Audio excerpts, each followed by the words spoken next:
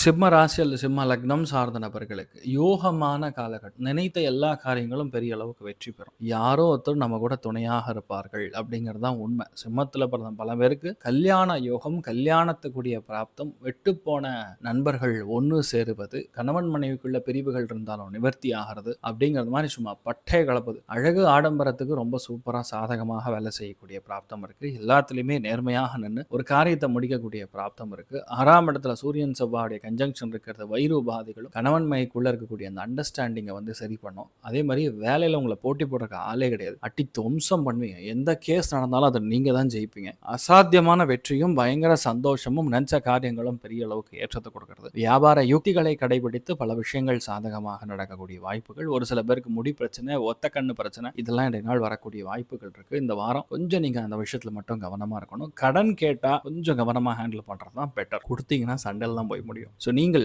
வழிபாடு செய்ய வேண்டிய தெய்வம் விநாயகப் பெருமான் வழிபாடு ஏற்றத்தை கொடுப்பார்.